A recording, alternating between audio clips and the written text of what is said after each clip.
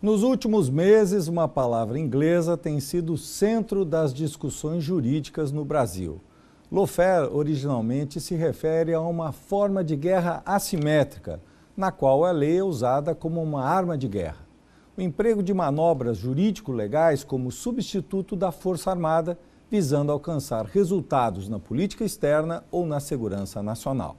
Mais recentemente, ela tem sido utilizada como uso ilegítimo da legislação em manobras jurídicas com a finalidade de causar danos a um adversário político. Lawfare é o tema do Domínio Público de hoje.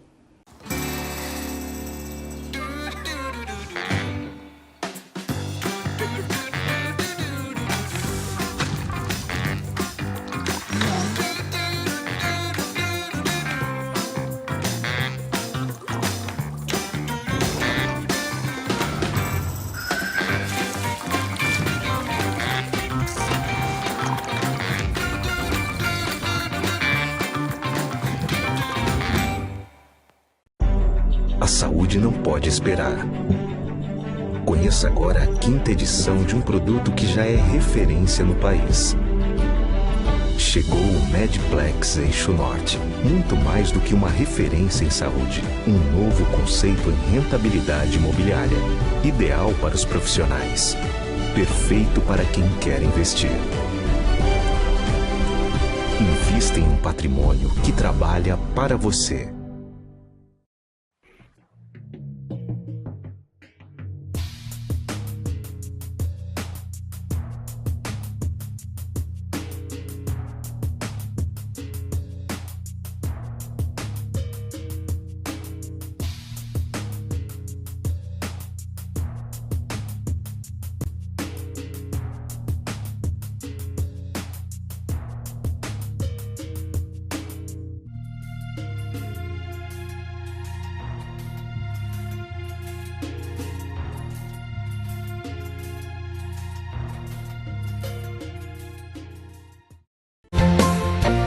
No Domínio Público de hoje são nossos convidados Paulo Petri, advogado, mestre em ciência política pelo Instituto Universitário de Pesquisas do Rio de Janeiro e autor do livro A Judicialização da Política no Brasil, Estudo das Eleições Presidenciais. É também nosso convidado Aury Lopes Júnior, advogado, doutor em Direito Processual pela Universidade Complutense de Madrid.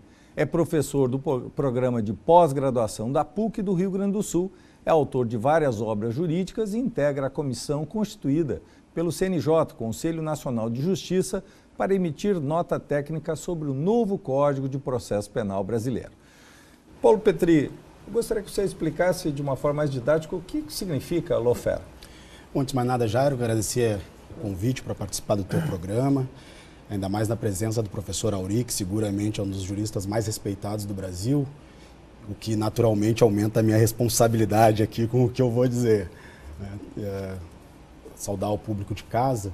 Eu acho que a abertura que tu fizeste, ela define muito bem essa perspectiva do Lawfare, né? Sobretudo nessa perspectiva de instrumento, né? A utilização dos instrumentos jurídicos, dos instrumentos legais, das leis, como forma de atingir um adversário específico, né? Então, no Brasil, ela é uma experiência, um conceito relativamente novo para o nosso cotidiano, né, no manuseio da identificação dessa ferramenta, mas, como tu disseste, ela traduz essa expectativa entre a lei e a guerra. Por isso é a junção dessa palavra, onde a lei é utilizada como um instrumento de guerra para ferir um adversário específico, né? Eu acho que no Brasil a gente tem, como todos esses conceitos jurídicos que nós buscamos, que a gente acaba adaptando do exterior, ele acaba sendo deformado quando chega aqui no Brasil. Acho que o Lawfare não é um pouco diferente, né? Eu acho que o caso mais emblemático, né, que nós experimentamos recentemente é a questão do processo envolvendo o ex-presidente Lula, onde a sua defesa trouxe, então, esse conceito para dizer, olha, neste caso específico é um caso típico de Lawfare, onde, independente do processo ali desenvolvido, independente do processo que fosse acontecendo, né, da prova apresentada ou não, existia uma identificação de um adversário por conta do Judiciário e do Ministério Público, a identificação do adversário, no caso o ex-presidente Lula, e a partir dali, utilizando os mecanismos legais para legitimar uma decisão que já era esperada, né? Isso eu não quero dizer se a decisão é correta ou não, isso inclusive pode ser objeto da nossa avaliação, mas esse é o elemento trazido pela defesa. Ou seja, dizer que naquele processo, independente do que acontecesse no transcurso do processo, o resultado já era esperado, porque o presidente tinha sido eleito o objetivo daquele processo e não a interpretação dele enquanto réu, que deveria fazer jus a todos os instrumentos legais, à ampla defesa, ao contraditório, ao exercício regular do direito, para provar a sua inocência ou, no caso, o Ministério Público provar ao final que o presidente era culpado. Então, essa é um pouco essa perspectiva trazida por esse conceito do lawfare e que eu acho que a gente pode aprofundar e fazer uma reflexão mais que deriva, inclusive, para outros fenômenos já conhecidos, como a judicialização da política, como o ativismo judicial, que, na minha opinião, são consequências dessa atuação, dessa ocorrência do lawfare. Doutor Auri Lopes Júnior, claro, esse tema surge com o episódio do ex-presidente Lula, mas quando surge o conceito e em que outras situações internacionais nós já tivemos, né, o emprego, digamos, desse conceito jurídico lawfare? Então, Jairo, primeiro é um prazer estar aqui com você, Dr. Paulo Petri, um tema que está na pauta no dia, que é muito importante. Eu não me arriscaria a fazer uma precisão de data de nascimento do conceito. Agora, realmente não é um conceito novo e não é uma situação nova. E não é especificamente Brasil, em que pese, como o Paulo falou, existe uma tropicalização quando nós importamos conceitos, né?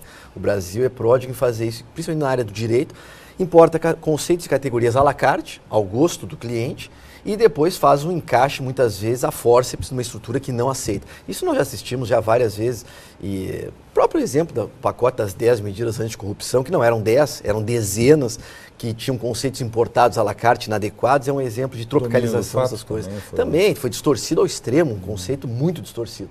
Mas, enfim, nós já assistimos esse fenômeno da judicialização da política e da politização do jurídico aqui, esse diálogo, e muitas vezes uma relação incestuosa que se estabelece até entre as duas esferas, que vai dar espaço ao lawfare e vai dar campo de atuação em outros países. Isso não é peculiaridade do Brasil. Me arriscaria a dizer, em histórias mais recentes, a Itália passou por isso no final da década de 80, com a própria Operação Mãos Limpas, que começa chamada como Tangentópolis, que era em cima de um caso de corrupção específico da classe política. Então começou na Itália e depois foi dar um fruto lá na frente com Berlusconi.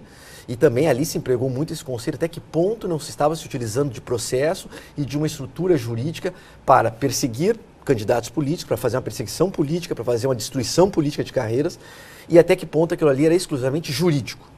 A Espanha experimentou isso no momento que começa com a queda do Partido Socialista e a ascensão da direita na Espanha, se enfrenta pela questão do ETA e do próprio contra-terrorismo que estabeleceu, uma discussão muito grande ali de lawfare e de pessoas de grande visibilidade política, de certa maneira sendo vítimas de processo judicial. Então é um fenômeno que acontece, eu até conversava com o Paulo antes, e a área política é muito mais dele do que minha, mas me parece um pouco sazonal, conforme você tem uma conjugação de fragilidades políticas, você vai maximizando o judiciário, e eu não sou a favor disso, eu acho que é uma ilusão, as pessoas se iludem muitas vezes com essa questão do problema político. Brasil, típico. Eu sempre digo, o problema da política tem que se resolver pela política e não pelo jurídico. No momento que você faz essa relação, o jurídico como grande salvador da pátria, você pode muitas vezes alimentar e criar um monstro que é uma maximização do poder judiciário, e você tem hoje, até no caso Brasil, daqui a pouco você tem lá o juiz determinando como é que o executivo tem que pautar a sua conduta, o juiz determinando como é que se faz o processo legislativo, e isso não só fere um conceito basilar de separação de poderes, mas não é só uma questão de separação formal de poderes, isso é fundamental para a democracia. Você tem esferas claras de poder, sistema de freios e contrapesos e um controle onde cada um tem o seu espaço de poder, de atuação e de legitimação, porque a legitimação do político é uma, a legitimação do jurídico é outra. Quando você faz essa simbiose, as coisas ficam complicadas. Então, enfim, nós estamos assistindo hoje no Brasil, e o Paulo trouxe a questão Lava Jato e o julgamento Lula como um pano de fundo. Talvez daqui a 20 anos a gente esteja vivo, se Deus quiser, né, para sentar e discutir o que é esse momento. Como é que foi esse momento Brasil? Até que ponto esse processo, que tem uma máscara, uma cara de processo judicial, não se prestou, sim, a uma perseguição política, a uma neutralização de partidos ou de pessoas? Até que ponto nós avançamos muito na questão da judicialização? E principalmente, para encerrar essa fala rápida, ninguém está aqui defendendo impunidade. Eu sempre digo o seguinte: punir é necessário, punir é civilizatório e democrático.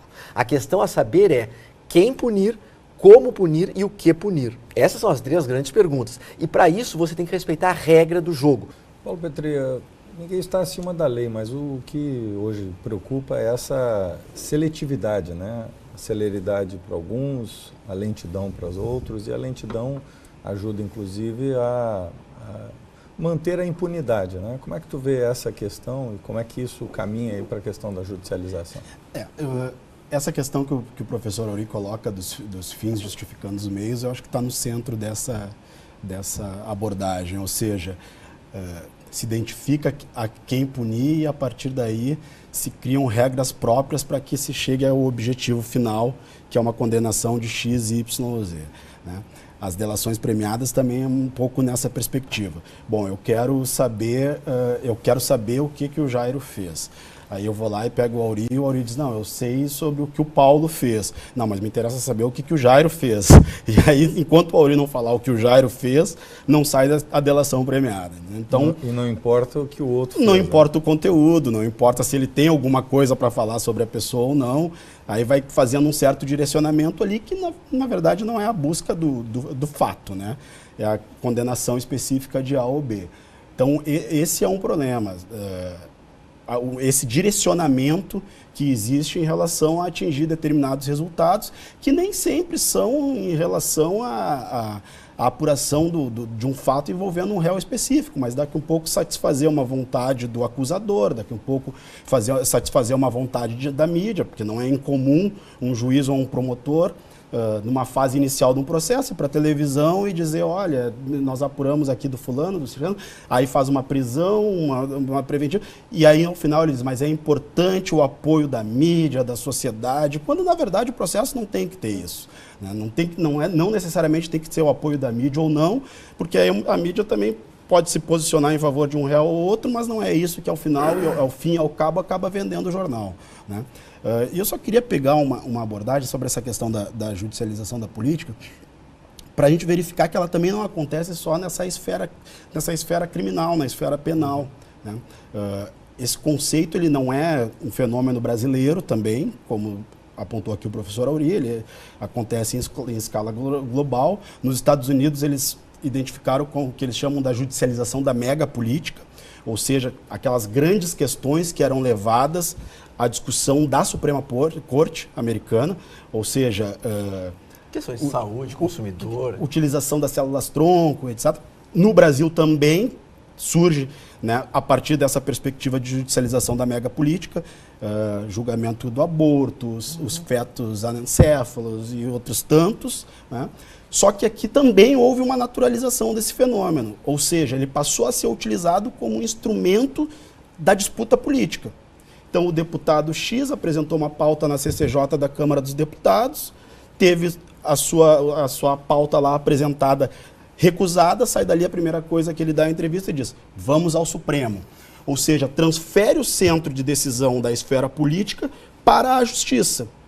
E aí, isso nós conversávamos aqui um pouquinho antes, eu dizia o seguinte, quando a classe política utiliza a justiça, utiliza o fenômeno de judicialização como instrumento da sua disputa e transfere toda e qualquer decisão para o judiciário, e aí vai criando as deformações, que é um promotor lá do interior do Rio Grande do Sul dizendo o que o prefeito deve fazer, e aí o juiz vai, né, assina um termo de ajustamento de conduta, a fórceps, necessariamente o prefeito não sabe se vai conseguir cumprir, mas assina para tirar o promotor ali do pé dele, pelo menos naquele momento, e aí vai criando um efeito cascata. Mas quando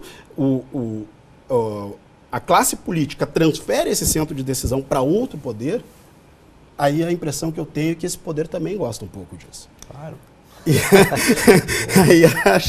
aí acha isso interessante e começa a dizer, não, então vamos ampliar um pouco mais as nossas diretrizes, vamos ampliar um pouco mais a nossa atuação e vai gerando o ativismo judicial.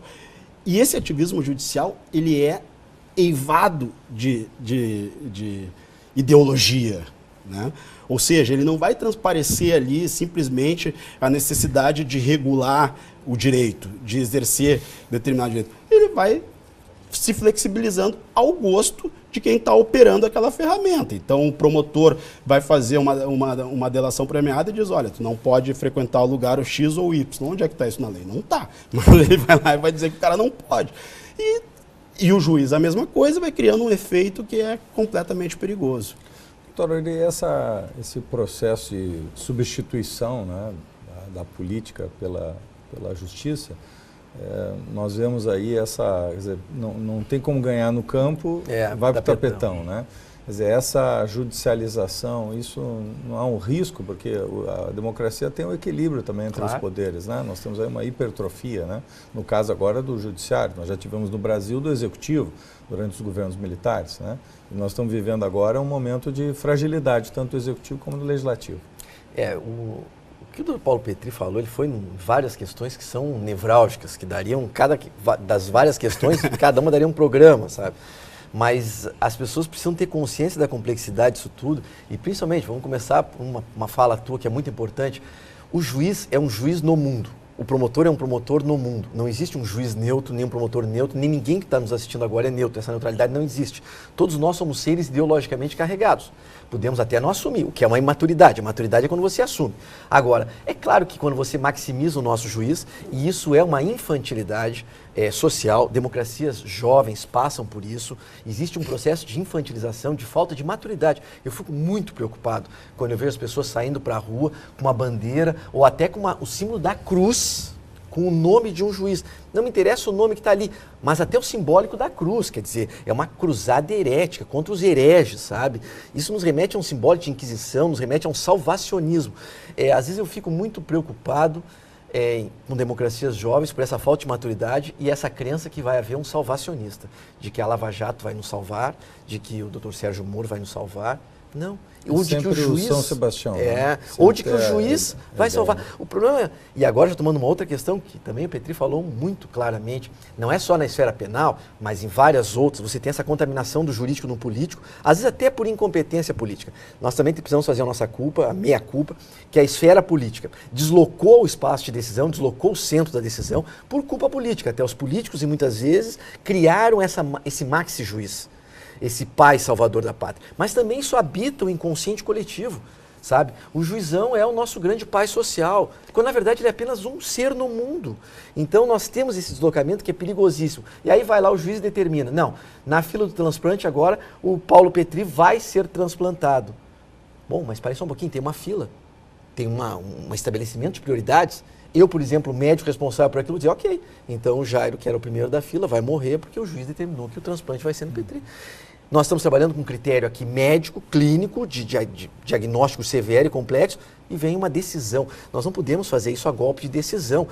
É importante manter essa separação, não só porque não interessa a ninguém maximizar o poder numa única mão. Isso é uma figura autoritária também. Nós estamos substituindo o autoritarismo lá do nosso soberano por um autoritarismo judicial. Isso é infantilidade. Sabe? Mas, enfim, a gente tem esperança de que as pessoas comecem a se dar conta. Volto a dizer, as questões políticas devem se discutir na esfera política. E os políticos também precisam parar de transferir à la carte, quando é conveniente, o espaço de discussão e de decisão. Mas, enfim, e se falou também na questão Lava Jato e nessa manipulação de regras do jogo à la carte, isso aí é muito evidente. E o primeiro momento da fala do Petry foi esse, né? No lawfare você estabelece, bom, ele é o nosso ser a ser perseguido. Ele é o nosso objeto da perseguição. Então agora nós vamos criar um processo que se adeque àquilo. E aí nós começamos a flexibilizar as regras do jogo. E aí você pega no processo, e eu estou falando com um pano de fundo, o caso Lula, poderia ser outro, mas com um pano de fundo. Você vê clara manipulação das regras de competência. Você tem hoje numa vara criminal em Curitiba uma competência conglobante esponja. Eu conheço, eu não posso falar sobre isso, tem uma questão ética, mas juridicamente o Dr. Sérgio Moro às vezes recorre a processo banestado que tem lá 15 anos atrás, para justificar uma delação que o CEF fez no Banestado para fixar a competência dele para um caso de hoje. Quer dizer, é uma distorção de regras de competência total, uma questão de contaminação e de pré-julgamento. Só para encerrar essa fala, as pessoas precisam compreender que quanto mais envolvido um juiz estiver na fase pré-processual, com prisão, busca e apreensão, interceptação, é óbvio que ele está antecipando o julgamento. E é o imenso prejuízo que decorre dos pré-juízos. A Europa inteira sabe disso, desde o caso Piersac, Decubra, 82, 84. Na Europa, o que se diz? Juiz contaminado é um juiz prevento que não pode julgar. No Brasil, o juiz contaminado é o prevento e é o que vai julgar. Eu, há 4 anos atrás, resgatava essa semana, escrevi um artigo no Conjur sobre quem vai julgar a Lava Jato. Quando começou, eu já sabia quem é que ia julgar, mas eu já mostrava ali por que não podia ser ele a julgar. Pela imensa quantidade de preconceitos de julgamentos já feitos. Quer dizer, não há originalidade cognitiva. Ele já entrou no processo, você já está condenado, entendeu? Pelo imenso conjunto de pré-decisões que ele já tomou. Ô Petri, essa questão da lawfare também ela não pode ter um outro resultado, veja, também um certo engessamento também do Poder Judiciário, no sentido de uma proteção, digamos, para quem é da política, porque ao mesmo tempo que há essa questão da perseguição, há também uma certa intimidação do juiz. Esse excesso dos dois lados, né, não pode levar também a um certo amordaçamento do Poder Judiciário? Em tese, eu te diria que sim, mas eu não creio que é isso que nós estamos passando no Brasil. Né? Pelo contrário, pelo menos nessa quadra da história, o que eu identifico é que para os juízes pode quase tudo. Né? Então, qualquer crítica, e infelizmente de vez em quando os próprios advogados caem nessa armadilha, de qualquer crítica feita a uma decisão ou qualquer crítica feita a um magistrado, é encarado como uma crítica à justiça, quando na verdade não é. Eu acho que o advogado tem justamente essa missão de questionar decisões, de questionar julgamentos. O que me preocupa muito mais do que como os juízes vão se comportar, porque eu acho que no Brasil essa liberdade aos juízes, pelo menos, ela existe. Está vista aí o que o professor Auri acaba de dizer, ou seja, um juiz ele participa da instrução e do julgamento como se fosse a maior naturalidade do mundo. E aí nós nos deparamos com esses casos, pelo menos esses casos mais notórios, de saber o resultado no final. O processo começa, mas o senso comum, o meio jurídico, todo mundo já sabe qual vai ser o resultado. Não dá para agir com essa naturalidade, não dá para ter um julgamento justo quando a própria imprensa coloca no mesmo patamar o juiz e o réu como se ali fosse se dar um enfrentamento. Né? E aí passa a fazer análises daquela, vai para uma audiência, fulano de tal, réu, vai enfrentar o juiz tal. Qual julgamento justo se espera a partir daí, quando o réu e o juiz são colocados como parte num processo?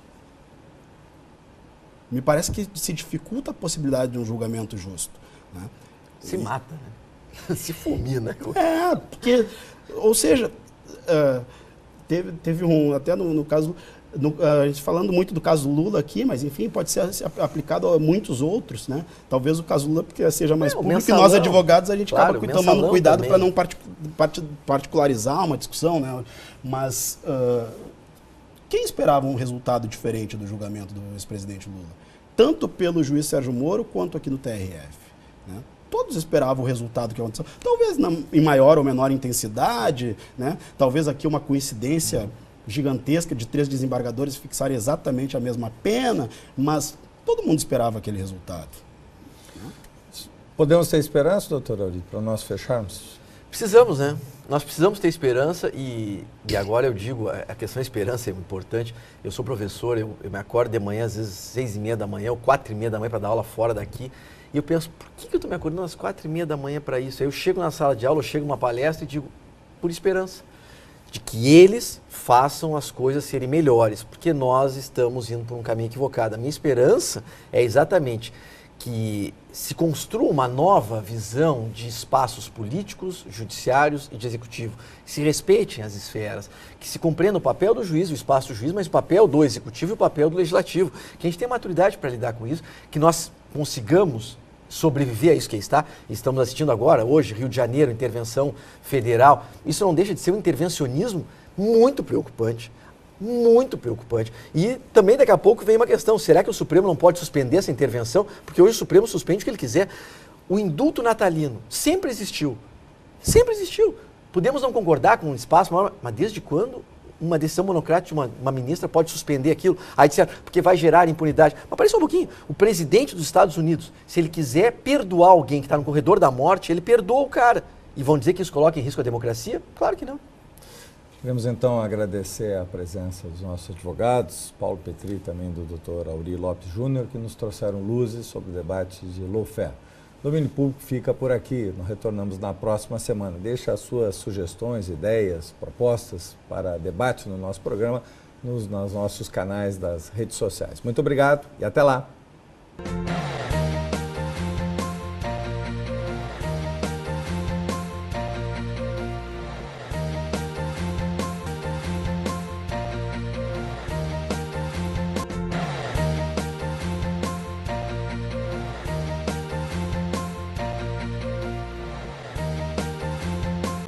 A vida é mesmo assim. Escolhas contínuas que nos levam a diferentes caminhos. Antes que você decida, deixe-nos apresentar. Andamos de olhos sempre atentos para o futuro. Acreditamos que a mudança no mundo começa nas nossas atitudes, mas sabemos que não estamos sozinhos. Somos o que impactamos. Somos o mundo. Somos La Salle.